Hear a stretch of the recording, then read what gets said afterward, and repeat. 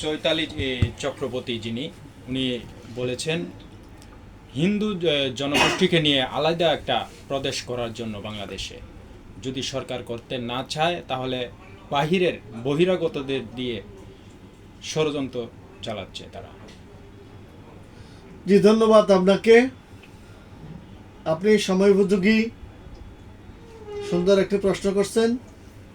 বিষয়টা বর্তমানে social media সহ বিভিন্ন মিডিয়ায় ভাইরাল এবং এই বক্তব্যটি খুবই দুঃখজনক, অনভিপ্রেত। বাংলাদেশের স্বাধীনতা, সার্বভৌমত্ব, রাষ্ট্রীয় অখণ্ডতায় এটা একটা মারাত্মক প্রতিক্রিয়া, বিরূপ প্রতিক্রিয়া সৃষ্টি করেছে।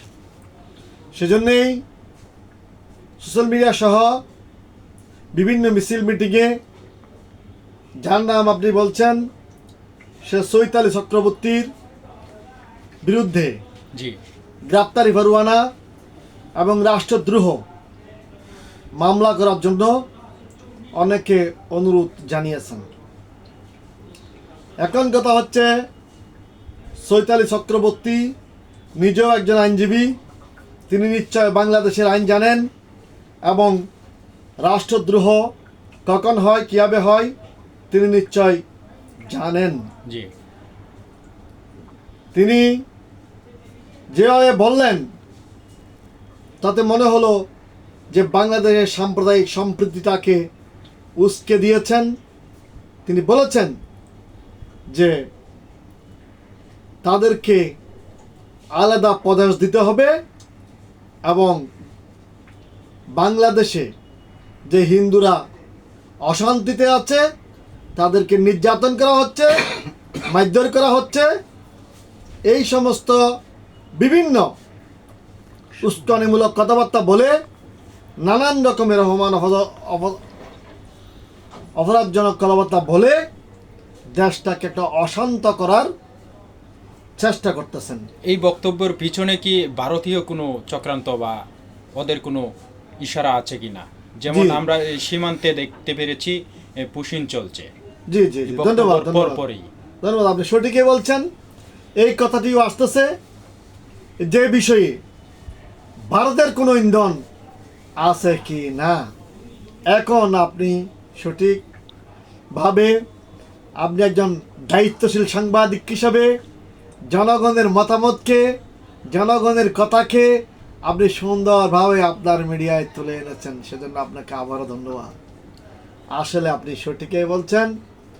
এই কথাটি এদেশের অনেকের মনে দাগ কেটেছে। আসলে চৈতালি চক্রবর্তী এই জাতীয় কথা বলে দেশের বিভক্তি টেনে আরো মারাত্মক বলেছেন যে উনি যদি ওনাদেরকে একটা আলাদা প্রদেশ দেয়া না হয় জি বা ওনাদের স্বাধীনতা হস্তক্ষেপ করা হয় ধর্মীয় স্বাধীনতায়, তাহলে বিদেশি লোকজনকে ডেকে আনবেন, জি বিদেশিদেরকে জানাবেন, বিদেশের কাছে বিচার চাইবেন। এই কথাটা হচ্ছে আরো বড় মারাত্মক অপরাধ। কারণ একজন নাগরিক, সুনাগরিক বা যেভাবে হোক বাংলাদেশে যে নাগরিকত্ব গ্রহণ করেছে সেই ব্যক্তি বাংলাদেশের অখণ্ডতা চাইতে পারে না। এই বক্তব্যের প্রেক্ষাপটে অখণ্ডতা চাইতে হবে, খণ্ডতা চাইতে পারেন না। বাংলাদেশে কে খণ্ডন করা, আলাদা রাষ্ট্র করা বা বিদেশি শক্তিকে ডেকে এনে এই দেশে একটা বেজাল বাজানো, এই জাতীয় কথাবার্তাগুলো বলা বাংলাদেশের যে রাষ্ট্রদ্রোহের যে আইন আছে সেই আইনের মধ্যে পড়ে যায়। তাহলে এখন বাংলাদেশ দণ্ডবিধির 124 কতে রাষ্ট্রদ্রোহের কথা বলা আছে। বাংলাদেশ সংবিধানের 7 ক অনুচ্ছেদে রাষ্ট্রদ্রোহের কথা বলা আছে। কোন কোন কাজ করলে পরে কোন কোন কথা বললে পরে, কি কি কথা বললে পরে আপনার রাষ্ট্রদ্রোহিতা হবে। একটা রাষ্ট্রে আপনাকে বসবাস করতে হলে সেই রাষ্ট্রের আইন আপনাকে মানতে হবে, সেই রাষ্ট্রের সংবিধান আপনাকে মানতে হবে। সেই কারণে আপনি দেখবেন চৈতালি যে একটা মন্দির নির্মাণকে কেন্দ্র করে যে তিলকে তাল বানিয়ে তারা বাংলাদেশে তাদের জন্য আলাদা প্রদেশ দেওয়ার কথা বলেছে। তারা বাংলাদেশের কে আক্রমণ করার জন্য বিদেশি শক্তিকে ডেকে নেওয়ার কথা বলেছে, যেটা উনি যেটা উনি বলতে পারেন না। জি কারণ কি, বাংলাদেশে যেই আইন আছে সেখানে সুস্পষ্ট সুন্দরভাবে বলা আছে যে যে দেশের নাগরিক সে দেশের আইনকে মানতে হবে। এখন আপনি বাংলাদেশের নাগরিক হয়ে বাংলাদেশ ভাঙ্গার জন্য বিদেশি নাগরিককে আপনি ডেকে নিয়ে আসবেন বাংলাদেশে হামলা করার জন্য, এটা আপনারা নিশ্চয় জানেন। অনেকে বলে সেরকম হলো তো যে বাংলাদেশের স্বাধীন হতো না। হ্যাঁ, বঙ্গবন্ধুর নামেও কিন্তু শেখ মুজিবের নামেও কনস্পাইসি কেস অফ আগরতলা যেটা হয়েছিল, জি সেটা রাষ্ট্রদ্রোহী মামলা। কেন হয়েছিল? যে রাষ্ট্রে আপনি বসবাস করবেন জি সে রাষ্ট্রের আপনি অখণ্ডতা বজায় রাখতে হবে। জি সে রাষ্ট্রের বিরুদ্ধে আপনি চাইতে পারেন না। তাহলে আপনি নিশ্চয় ঝুঁকি নিয়েছেন, রাষ্ট্রদ্রোহী মামলার আপনি আসামি হবেন। সুতরাং আপনাকে এখন আসামি করার জন্য সবাই বলতেছে, সবার যুক্তি আছে। এখন আসেন, উনি কেন তাহলে এই জন্য এই কথাগুলো বললেন? উনি বললেন যে আমাদেরকে হিন্দুদেরকে আলাদা একটা প্রদেশ দিতে হবে। প্রদেশ দিতে হবে। আচ্ছা, বাঁশখালীর কোনো হিন্দুকে যদি রংপুরে যেতে বলে ও কি যাবে? না। জি না। বাঁশখালীতে তার লক্ষ কোটি টাকা সম্পদ আছে, সে লক্ষ কোটি টাকা সম্পদ ফেলে রংপুরে যদি আলাদা প্রদেশও দেওয়া হয় এ চৈতালির কথা মতে, তাহলে কি বাঁশখালীর ওই হিন্দু ওখানে যাবে? যাবে না। যাবে না। বোয়ালখালীর কোনো হিন্দু কি রংপুরে যায় বসবাস করার জন্য? জি না। যে আপনার স্বর্ণের ব্যবসা করে কোথায়? আপনার আন্তর্কিল্লায়, হাজারীগঞ্জে, হ্যাঁ ঠিক আছে না?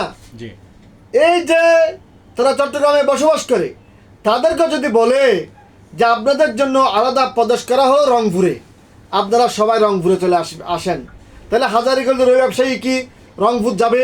জি না। কখনো যাবে না। তাহলে আপনি কোন যুক্তিতে আপনি হিন্দুদের জন্য একটা আলাদা প্রদেশ চাইলেন? এটা প্রকারান্তরে বাংলাদেশের স্বাধীনতা সার্বভৌমত্বের উপরে একটা আঘাত এবং এটা একটা বিদ্বেষ ছড়ানো। সেই কারণে বলা হয়েছে যে আমাদের বুঝতে হবে যে রাষ্ট্রদ্রোহিতা যিনি করেন তাকে রাষ্ট্রদ্রোহী বলে।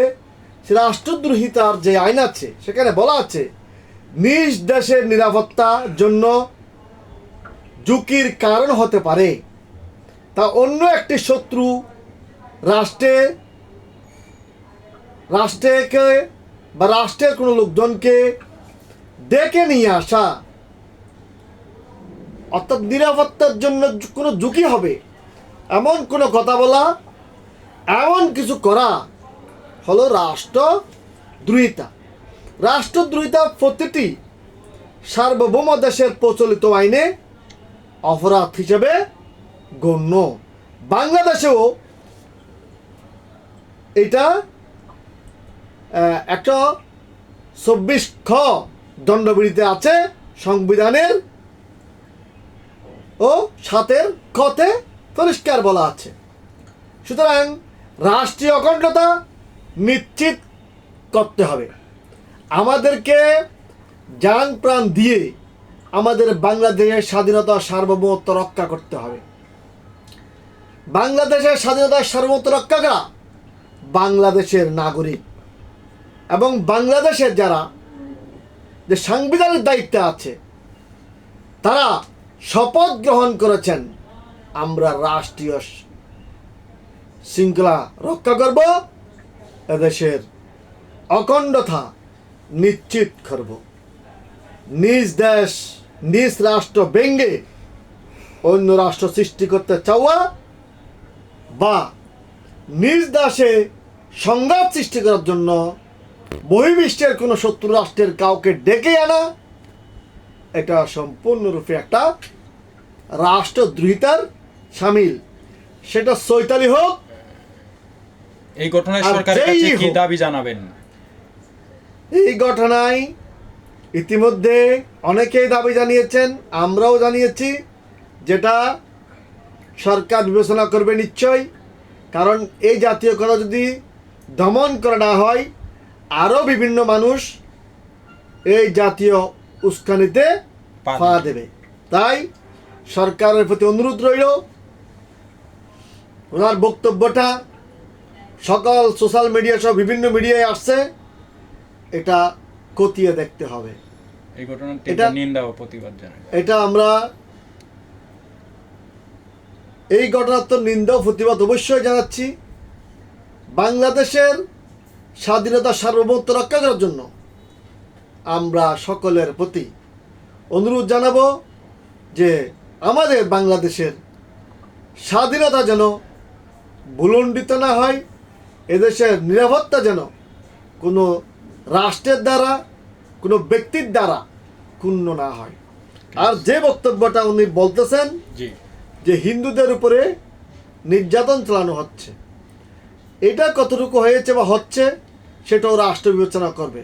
একটা বিষয় এটাও খেয়াল রাখতে হবে যে ভারতেও কিন্তু মুসলমান আছে, তাদেরকে যখন পবিত্র ঈদে কোরবানিতে গরু জবাই করার উপরে নিষেধাজ্ঞা আরোপণ করেছে সে দেশের সরকার, পশ্চিমবঙ্গের সরকার, সে দেশের মুসলমানরা রাষ্ট্রীয় আইনকে মেনে নিয়ে তারা কিন্তু গরু জবাই করেন নাই। তাহলে ভারতীয় মুসলমানরা, ভারতের সংখ্যা লঘিষ্ঠ, তাহলে তারা তো আইন মানছে, ভারতের আইন মানছে। বাংলাদেশেও সকল নাগরিককে আইন মানতে হবে, সংবিধান মানতে হবে, এবং এদেশের নাগরিক হিসেবে যে আমাদের দায়িত্ব আছে তা পালন করার জন্য সকলের প্রতি আমার অনুরোধ রইল। ধন্যবাদ আপনাকে। ঠিক আছে।